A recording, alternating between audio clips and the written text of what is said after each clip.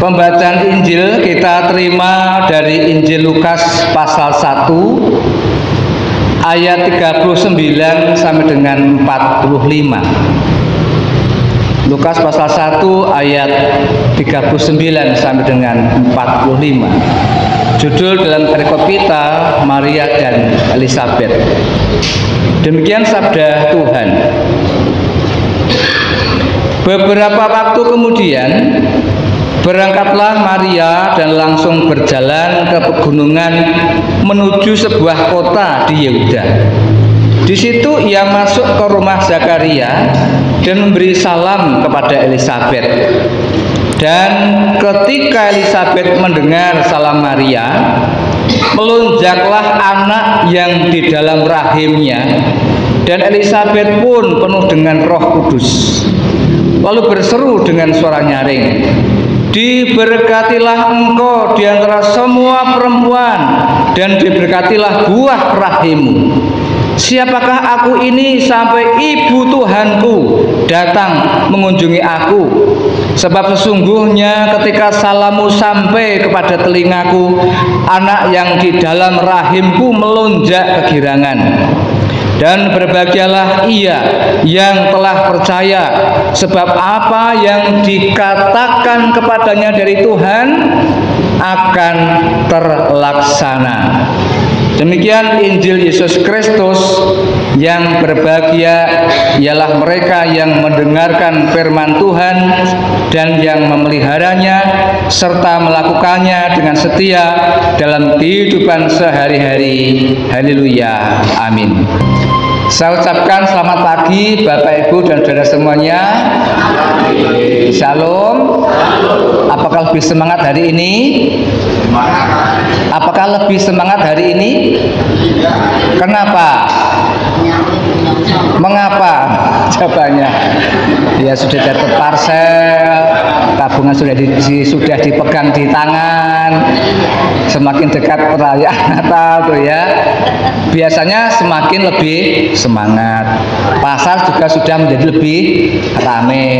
Pojok sana isinya orang Kalijaret, pojok sini orang Kalijaret. Ya Bapak Ibu yang dikasih Tuhan, hari ini tema kita tentang terkejut. Siap untuk terkejut. Jadi ayat yang kita terima dari Lukas pasal 1 ayat 39 sampai 45. Tapi kata terkejut itu ketika Maria mendengar salam dari malaikat di rumahnya, yaitu ayat 28. "Salam hai engkau yang dikaruniai Tuhan menyertai engkau." Ayat 29. Maria terkejut mendengar perkataan itu. Terkejut. Terkejut apa toh? Bahasa lainnya kaget. Ada lagi terkejut, kaget. Jingkat bahasa Jawa. Jingkat, jundil. Atau bahasa lainnya bisa terheran-heran, ya, terpana, tidak habis pikir, terkejut, heran, kaget, terpana, terheran-heran, itu terkejut. Nah, biasanya kalau orang terkejut karena apa Bapak Ibu? Terkejut karena apa biasanya? Mendengar tiba-tiba ada duer tuh ya, lalu orang semua lari keluar. Oh ternyata ban truk yang jeblok. Nah waktu duer itu apa terjadi reaksinya orang? Mungkin berteriak atau kaget atau jumbul tuh ya. Itu terkejut. Nah kalau orang misalnya waktu malam-malam keluar tanpa ada suara, tanpa ada apa, tiba-tiba bertemu seseorang mak bedunduk itu kan terkejut. Apa reaksinya kemudian? Ya bengok atau kemudian jeblone kowe itu tuh ya, teriak atau ngongkok, ganggu dan sebagainya. Tapi ada suatu tindakan yang memang disengaja supaya orang terkejut. Apa misalnya? Digetak tuh wala itu ya, jika kemudian orang itu kemudian judul atau kemudian dikeplak ya tiba-tiba tanpa sepengetahuan. Kan banyak atau orang yang ngeprank karena itu kelewatan, yang diprank malah bisa kena serangan jantung dan meninggal, itu ada. Karena maksudnya supaya memang hanya supaya terkejut, supaya kemudian kaget. Dan yang membuat kaget, bikin kaget jadi seneng karena dia kemudian terkejut. Nah, tapi Bapak Ibu, entah karena petir, karena mercon, karena ban jeblok, karena pintu yang tiba-tiba menutup dengan kemak, dia itu kan orang terkejut. Ada situasi lain yang bukan karena situasi sesaat, tapi terkejut oleh sesuatu yang menyangkut kondisi. Ada nggak Bapak Ibu? Orang terkejut karena perubahan kondisi. Bukan sekedar kaget tapi memang terkejut. Apa misalnya?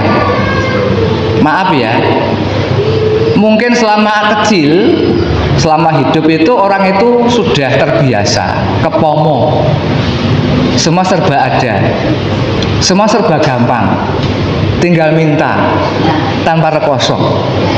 Suatu ketika ada perubahan roda hidup yang berputar, harus mengalami titik balik yang di bawah. Bisa nggak orang terkejut karena situasi itu? Kaget. Sudah terbiasa hidup enak, hidup mudah, hidup gampang, tanpa rekoso, tanpa susah. Pada titik sekarang mengalami suatu situasi, orang itu di bawah posisi rodanya dalam kondisi yang tidak enak. Terkejut, kaget. Yang dulu kalau makan tinggal buka tudung saji, semua tersaji. Ada ayam, ada sayur, ada lauk lengkap dan buah. Ya, sekarang hanya mungkin sekali-kali itu sambal sudah lumayan, atau nasi putih tutul uyah, orang bisa terkejut. Maka dengan pilih mana Bapak Ibu? Hidup itu awal sudah tahan banting, rekoso, susah, itu terbiasa, rekoso sudah bagian dari hidup sehari-hari, makan seadanya itu bukan masalah, sehingga nanti sekarang pun ketika posisi tidak enak, orang kaget, orang terkejut. Pilih mana Bapak Ibu? Mangan karo sambal saiki mbiyen ya wis tau wis kulino, ora kaget. Ora duwe duit ya ora ngelu sirahe wong biyen wis biasa ra duit itu ta. Urip piyambakan ditinggal anak bojo ya wis mlaku kabeh rampung, wong wis biasa, ora kaget, ora terkejut. Jadi orang menjadi tahan banting, menjadi tahan uji, menjadi menjadi tegar, menjadi kuat, menjadi orang yang tangguh, ya. Seperti yang sudah berkali-kali saya bilang, tidak memble, tidak meletre, nggak kayak lagu, tidak mudah rungkat. Betul nggak? Karena tidak mudah terkejut dengan situasi yang ada. Tapi tadi Bapak Ibu, ketika Maria itu didatangi oleh malaikat Gabriel di rumahnya di ayat 28, mendengar salam, hai engkau yang dikaruniai Tuhan, Tuhan nyertai engkau, membuat Maria terkejut. Dapat salam kok terkejut, ada nggak sekarang? Kulon nuwun, lajeng sing dikulon nuwun kaget, geter, ada nggak? Apa misalnya? Iya Pak, sing kulon nuwun Bang Tidil ya, wah kaget kemringet iki apa ya kira-kira wis lunas kan, betul ya, mung sak kulon nuwun membuat terkejut kan. Wah, dan Bang Tidil malah ngumpet ngisor meja kan. Betul Pak Manto ya. Padahal kan salam baik kulon nuwun gitu ya. Atau mungkin polisi ya, tiba-tiba kulon nuwun, assalamualaikum, tapi itu polisi lengkap dengan senjata. Orang terkejut, ini ada apa ya? Kok ada orang yang memakai salam tapi seperti itu, ya kan? Padahal salam. Nah, saya juga pernah punya pengalaman Bapak Ibu, ketika saya datang ke jemaat sini awal-awal kan kunjungan toh. Pikiran sing dikunjungi apa? Wah, Pak Dito kok teko ki ono apa ki? Salah apa iki? Padahal ya arep dolan. Ya kan?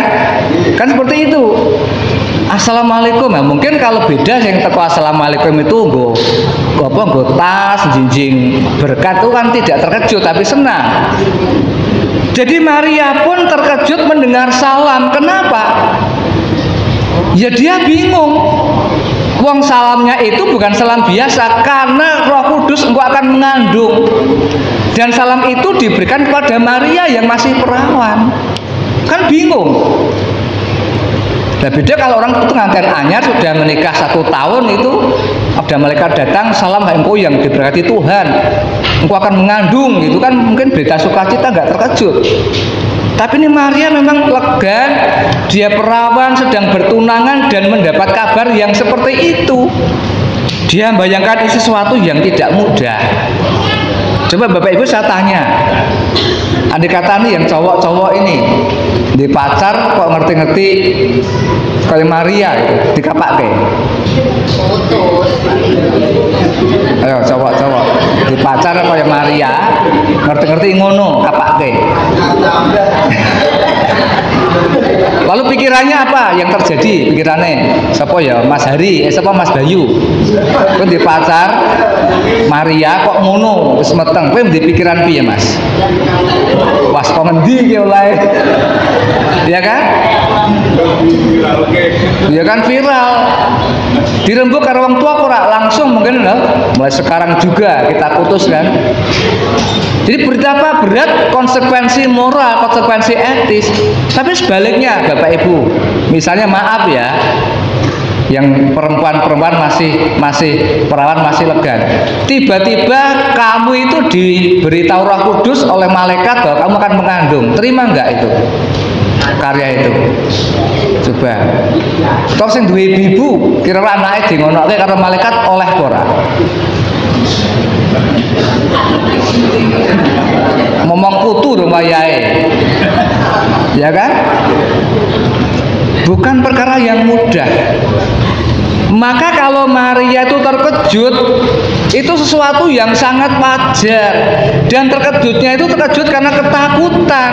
Dan apakah mungkin itu saya kuat untuk menjalani? Bukan terkejut karena kaget dan takut seperti orang bergetak atau mendengar suara bom atau ban meledak. Itu tidak, tapi apakah aku mampu dan kenapa saya dipilih? Dia membayangkan konsekuensi, dia membayangkan beban, dia membayangkan cercaan, dia membayangkan akibat yang akan terjadi. Tetapi keterkejutan itu dia sadari ternyata ini bagian dari rencana Tuhan, karya Tuhan. Maka yang terakhir kesimpulannya, bisa jadi Tuhan berkarya dalam hidup kita sebagai orang percaya itu memang mengejutkan.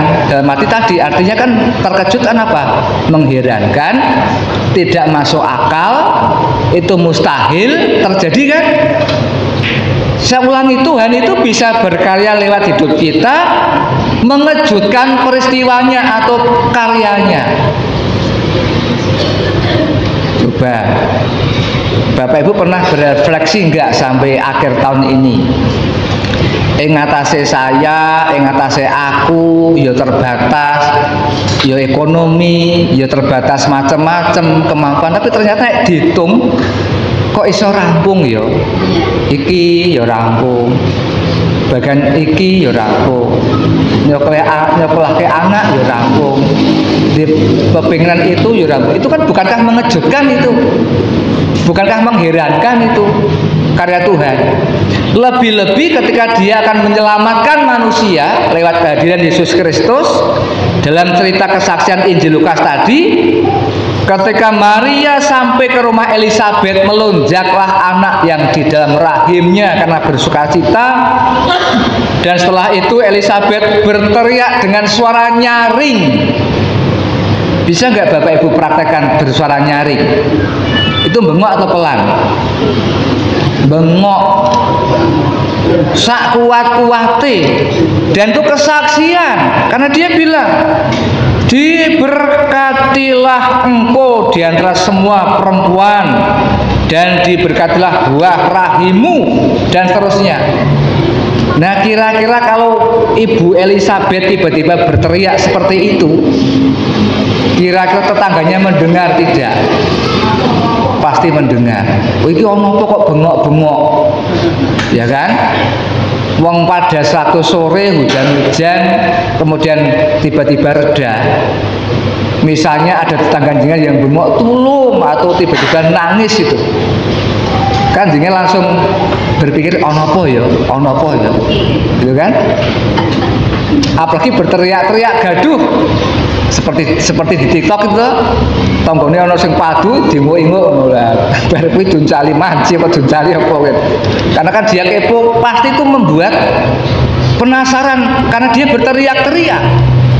Tapi teriakannya Elizabeth itu teriakan kesaksian bahwa Maria ini mengandung ibu Tuhannya, Tuhan dia, Tuhan semua orang, dan apa yang dikatakan kepadanya dari Tuhan akan terlaksana.